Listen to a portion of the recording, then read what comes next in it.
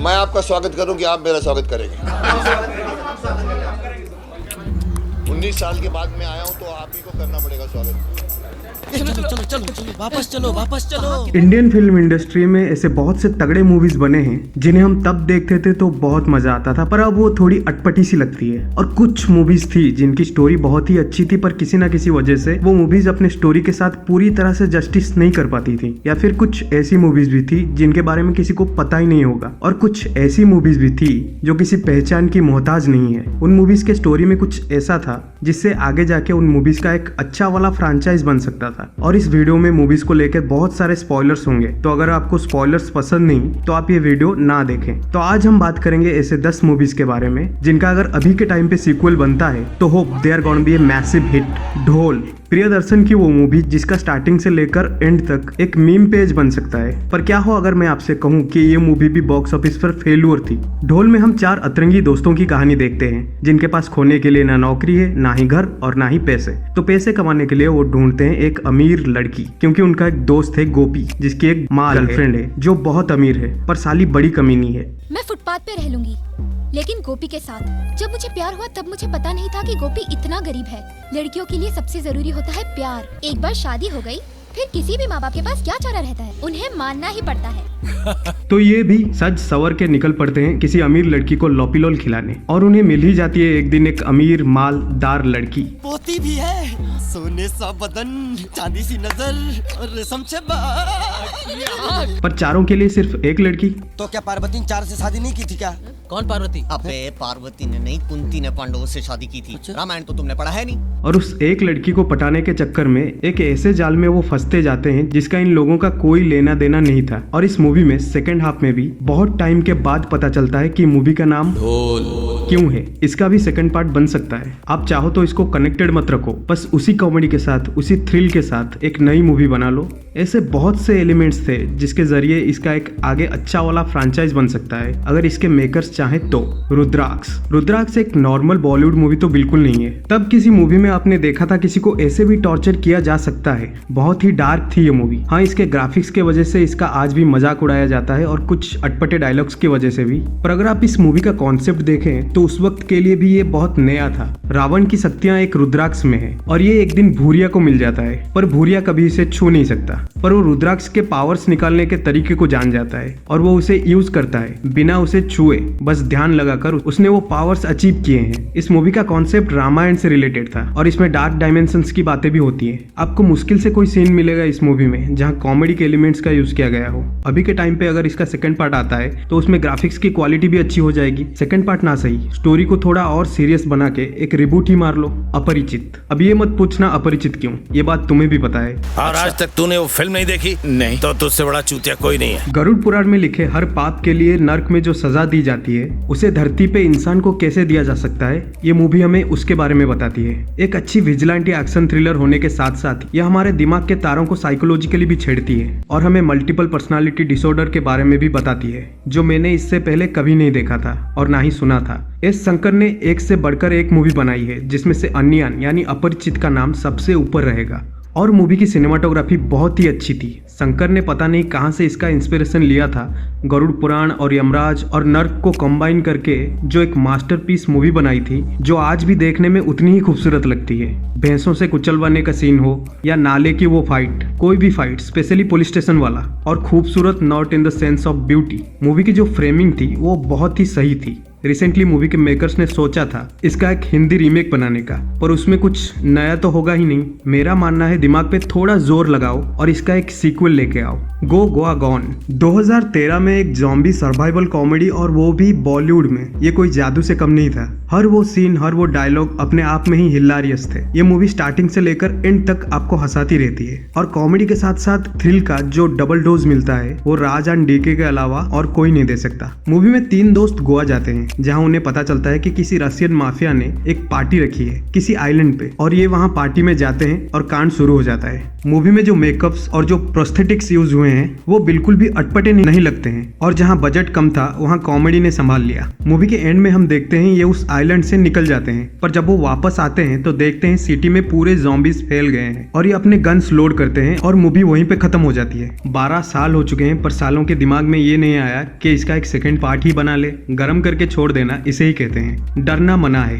डरना मना है is a masterpiece in story telling. अगर आपने ये मूवी देखा होगा तो आपको पता होगा ये मूवी 5 शॉर्ट स्टोरीज को मिला के बनी है, पर एट द सेम टाइम ये एक ही स्टोरी है जिसमें कुछ दोस्त रात में एक जंगल में फंस जाते हैं और फिर एक एक करके कहानी सुनाते हैं। 5 कहानियों के अंदर छठी कहानी कैसे घुसाई जाती है ये मूवी बहुत ही अच्छे तरीके से वो बताती है, और मूवी की हर एक स्टोरी हॉरर कम और साइकोलॉजिकल ज्यादा लगती है। इसका एक सीक्वल भी बना था डरना जरूरी है के नाम से, पर वो मूवी बेसिकली मुझे लगता है कि बच्चों के लिए बनाई गई थी। हालांकि 1-2 स्टोरीज अच्छे थे, पर ओवरऑल इतना डर नहीं लगा जितना पहले पार्ट को देखकर लगा था। अगर इसका एक और सीक्वल आ जाए तो मजा ही आ जाए। अभी के टाइम पे एक अच्छी हॉरर मूवी चाहिए बॉलीवुड को, जिसमें सेक्स के अलावा और भी बहुत कुछ हो एक्सप्लोर करने को, वरना जो हमारे हॉरर मूवीज होते हैं इनका एक ही तरीका है हॉरर मूवीज बनाने का। भूत दिखाएंगे झांट भर और बातें चोदेंगे रात भर। डी डे एक बहुत ही hard hitting spy thriller movie थी जो 2013 में आई थी, जो बिल्कुल भी एक बॉलीवुड मूवी होना डिजर्व नहीं करती थी, इसलिए ये मूवी फ्लॉप हुई थी।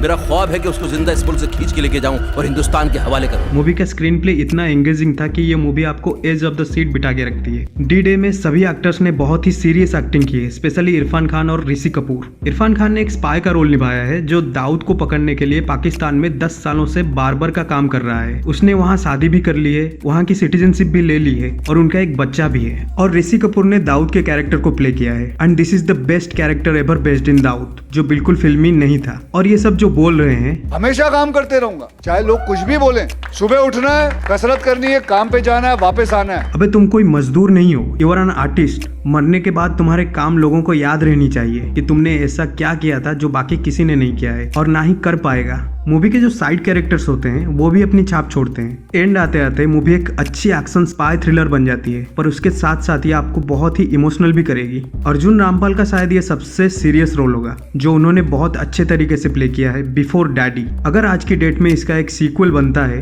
Then that will gonna be a super hit. अगर उसकी स्टोरी अच्छी हुई तो पब्लिक जरूर जाएगी देखने। मदारी ये भी एक बहुत ही emotional hard hitting thriller movie थी जिसे बनाया था लेट निशिकांत कामत सर ने। जब ये मूवी रिलीज हुई थी इसके साथ रजनीकांत की कवाली भी रिलीज हुई थी, जिसने इस मूवी को बहुत पीछे कर दिया। अपना बजट तक नहीं रिकवर कर पाई ये मूवी। मूवी की स्टोरी कुछ ऐसी थी, इरफान खान का बेटा कहीं खो जाता है तो ये पूरे सिस्टम को हिलाने के लिए होम मिनिस्टर के बेटे को किडनैप कर लेता है। I don't know how to share the feel of the thrill of the movie while I am watching it, it's just undescribable. आपको ये मूवी देखनी ही पड़ेगी, मैं कितना भी आपसे कह लूं, पर जब तक आप ये मूवी देखेंगे नहीं आप वो फील ही नहीं कर पाएंगे। मदारी का जो मीनिंग है, एक normal innocent simple common man अगर चाहे तो मदारी बन के सिस्टम को एक बंदर की तरह नचा सकता है। एक एंगेजिंग स्टोरी टेलिंग के साथ मूवी की अगर डायरेक्ट सीक्वल बनती है तो जो कैरेक्टर इरफान खान ने निभाया था वो किसी और एक्टर को निभाना पड़ेगा, जो character silently without any expressions बहुत कुछ कहने की हिम्मत रखता हो। Like he is good in negative roles, not a villain, an anti against the system. और ये जो छोटा लड़का है ये असुर में भी था ना, बहुत आगे जाएगा ये लड़का। मर्द को दर्द नहीं होता, it's a complete package of an adult action comedy super hero movie, मतलब नए जमाने की मूवी। इसमें जो लीड कैरेक्टर है उसे एक तरह की रेयर बीमारी होती है जिस वजह से उसे अपने बॉडी पर कुछ भी फील नहीं होता, like he can't feel pain.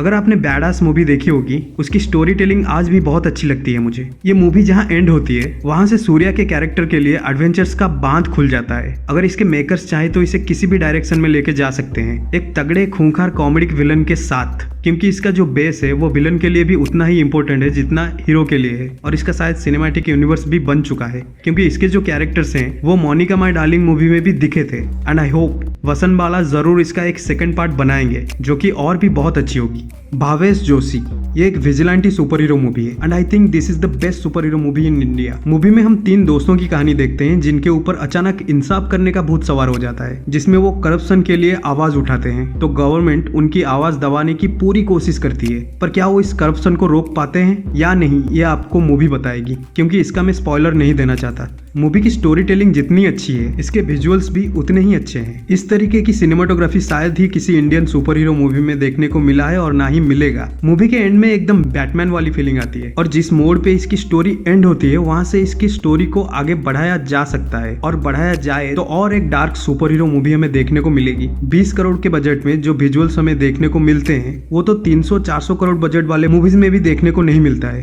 पर सैडली 20 करोड़ में बनी इस मूवी ने सिर्फ 2.5 करोड़ कमाए and it became a disaster in box office. I hope इसका भी सेकंड पार्ट लाने का मेकर सोच रहे हो, पर अगर इसका एक सेकंड पार्ट आ जाता है तो वो फ्लॉप ना हो इसकी गारंटी हमें लेनी पड़ेगी। भागम भाग एक हिलारियस कॉमेडी थ्रिलर मूवी है। आप इसे एक कॉमेडी मूवी समझ के शुरू तो कर देते हैं, बट यू गेट सरप्राइज्ड जब ये सडनली कॉमेडी के ट्रैक से हट के थ्रिल के ट्रैक पे आ जाती है। Priyadarshan is a magician. उनकी मूवीज का हर कैरेक्टर आपको एक्टर कम और एक कैरेक्टर की तरह ज्यादा फील होता है। He is best in character designing and developing. इस मूवी में जितने भी कैरेक्टर्स हैं उन सब पर सोलो मूवीज बन सकती है, स्पेशली गोविंदा और अक्षय कुमार की जोड़ी का और शक्ति कपूर का, मनोज जोशी एंड शरद सक्सेना के कैरेक्टर का। एक कॉमेडी मूवी में लोग कॉमेडी से कम और सिचुएशन से ज्यादा रिलेट करते हैं। जब कैरेक्टर किसी प्रॉब्लम में हो जहां वो सब कुछ मैनेज कर लेता है और फिर भी उसकी लग जाती है तो लोग ज्यादा हंसते हैं बजाय केले के छिलके पे फिसलने के एंड घटिया जोक्स मारने के। अब तो कॉमेडी के नाम पर यही सब चल रहा है, useless jokes and useless characters जो कुछ अच्छा कर सकते हैं वो भी कुछ नहीं कर पाते हैं क्योंकि मूवी की स्टोरी तो घटिया होती ही है और डायरेक्शन भी। और डायरेक्टर छोड़ो, भागम भाग का सीक्वल बन रहा है अक्षय गोविंदा और परेश रावल एंड प्रियदर्शन के साथ। ये मूवी अगले साल या 2026 में तो आ ही जाएगी।